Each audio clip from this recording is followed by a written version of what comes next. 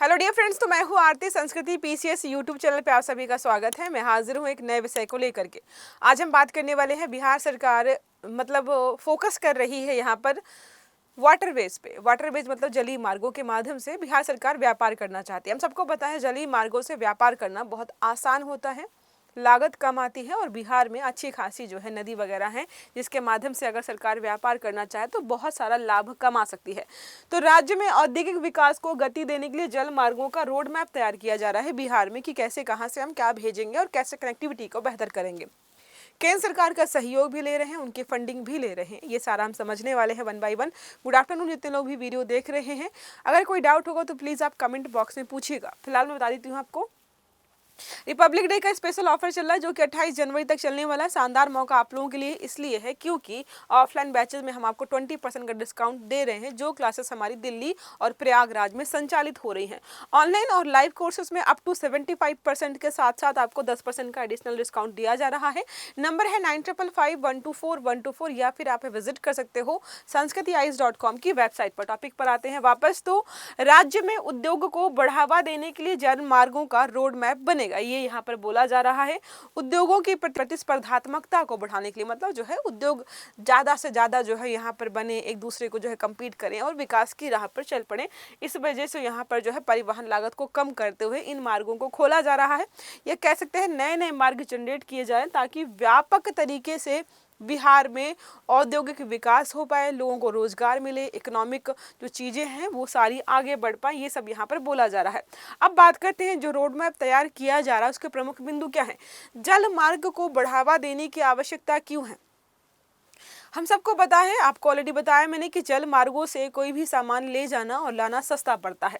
तो यहाँ पर क्या है, अपेक्षाकृत महंगा पड़ता है कौन सा, रोड वाला मार्ग, और इसी वजह से जल मार्ग को यहाँ पर ज़्यादा ही तवज्जो दिया जा रहा है। अगर आप तुलना करेंगे तो 50% तक का सस्ता हो सकता है। कोई चीज़ अगर रोडवेज से जा रही है और उसमें लागत 50 रुपये आ रही है, अगर जल मार्ग से जाएगी तो 25 रुपये लागत आएगी। और इन चीज़ों को ध्यान में रखते हुए यहाँ पर ऐसा किया जा रहा है।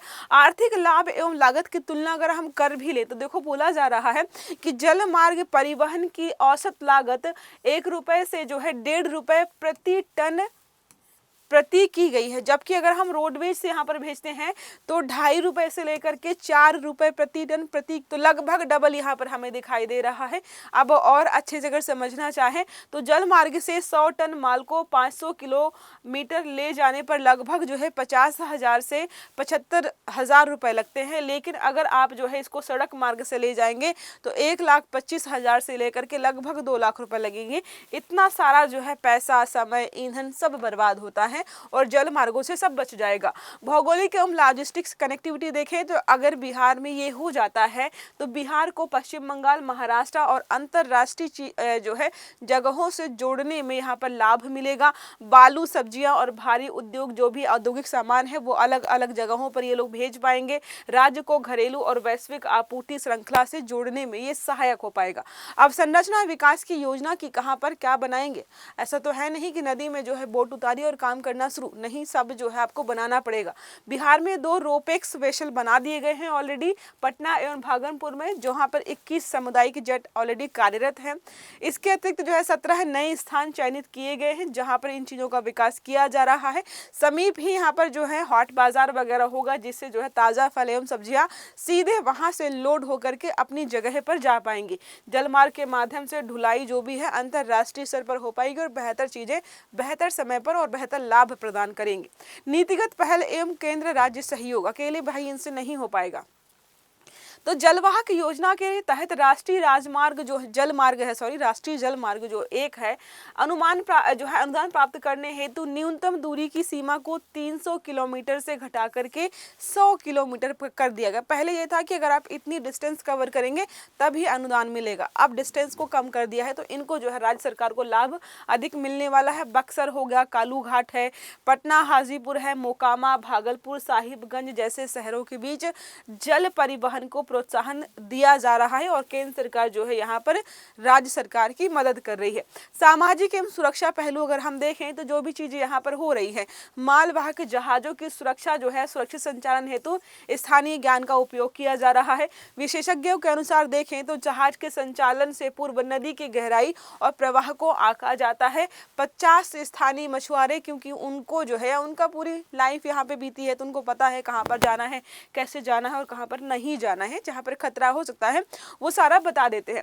अब बात करते हैं जल मार्ग क्या होते हैं। तो जहाँ पर भी जल होगा, बहता हुआ जल, रुका हुआ ना हो, उन सभी को हम एक मार्ग के रूप में इस्तेमाल कर लेते हैं और ये प्रक्रिया आज से नहीं, हजारों सैकड़ों सालों से इस्तेमाल होती आई है। तो नदियां हैं, नहर है, झील है, समुद्र के जल का उपयोग यात्रा के लिए किया जाता है।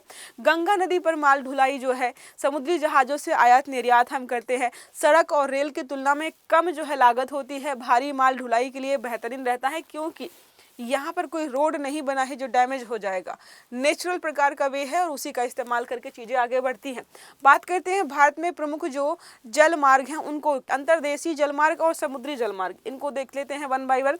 तो अलग अलग यहाँ पर मैप में दिखाया गया है और इसको अगर अच्छे से समझना हो तो राष्ट्रीय जलमार्ग जो नेशनल वाटर वे 1 है हमारा, प्रयागराज इलाहाबाद से हल्दिया पश्चिम बंगाल तक जाता है। 16 से 20 किलोमीटर जो है इसकी लंबाई है। उत्तर प्रदेश, बिहार, झारखंड, पश्चिम बंगाल से होकर गुजरता है। महत्व इसका क्या है, तो भारत का सबसे महत्वपूर्ण जलमार्ग है। कोयला, अनाज, सीमेंट, बालू और कंटेनर ढुलाई के लिए इस्तेमाल किया जाता है। बिहार और पूर्वी भारत के लिए औद्योगिक जीवन रेखा के तौर पर इसको जाना जाता है। दूसरा नेशनल वाटरवेज 2 हमारा है, 2 नंबर ब्रह्मपुत्र नदी पर है। सदिया से धुबरी पढ़ा ही होगा, बहुत चर्चा में था। 891 किलोमीटर लंबा है। उत्तर पूर्वी भारत की प्रमुख जो है परिवहन धुरी कहते हैं इसको। बांग्लादेश के माध्यम से अंतरराष्ट्रीय संपर्क हमने बनाया हुआ है। चाय, पेट्रोलियम उत्पादों और कृषि वस्तुओं की ढुलाई यहाँ से की जाती है। तीसरा हमारा है पश्चिमी तट नहर, कोल्लम से कोच्चि, ठीक है, पश्चिम मतलब समझ रहे हैं साउथ का पश्चिम। 205 किलोमीटर लंबा है। भारत का पहला सक्रिय रूप से विकसित है ये। यात्री और माल परिवहन दोनों के लिए इस्तेमाल होता है। पर्यटन और स्थानीय व्यापार को बढ़ावा दे रहा है। राष्ट्रीय जलमार्ग 4 हमारा है काकीनाडा पुडुचेरी, ठीक है, गोदावरी और कृष्णा नदियों पर एवं नहरों पर बनाया गया है। 1095 किलोमीटर लंबाई है। आंध्र प्रदेश, तेलंगाना और तमिलनाडु में आपको देखने को मिल जाएगा। दक्षिण भारत का अंतरदेशीय जलमार्ग है ये। कृषि और औद्योगिक माल की ढुलाई के लिए इस्तेमाल होता है। राष्ट्रीय जलमार्ग 5 है। ब्रह्मणी और महानदी पर डेल्टा पर बनाया गया है। 623 किलोमीटर जो है इसकी लंबाई है। ओडिशा और पश्चिम बंगाल में आपको देखने को मिल जाएगा। खनिज और औद्योगिक जो भी कच्चे माल हैं इसकी ढुलाई होती है। बंदरगाह आधारित उद्योगों के समर्थन के लिए इसको बनाया गया है। अब अन्य राष्ट्रीय जो है जलमार्ग देखें तो कुल 111 जलमार्ग हमारे यहाँ पर है। कुछ छोटे हैं, कुछ बड़े हैं। बड़े क्या हैं, बड़े हमने देख लिए हैं।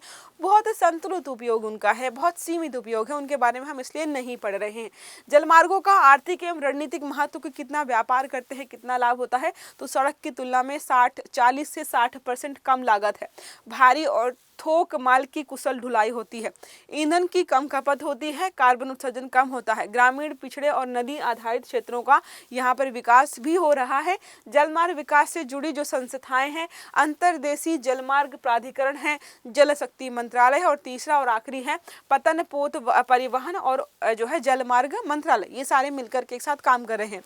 अब एक प्रश्न यहाँ पर है, बिहार के जलमार्ग रोड मैप के तहत कितने नए समुदाय के जो है जेटी बनाए जाने का प्रस्ताव रखा गया है? विकल्प है 10, 17, 21 या फिर 25। सही आंसर आपको देना है कमेंट बॉक्स में। आई होप ये आर्टिकल आपको समझ में आया होगा। अगर वीडियो अच्छा लगा है तो वीडियो को लाइक करना है, चैनल को सब्सक्राइब करना है, बेल आइकन भी दबाना है, ताकि जितने भी इस प्रकार के आर्टिकल्स हैं वो सारे आपको समय पर मिलते रहें। तो अच्छे से पढ़िएगा। Have a good day. Thank you.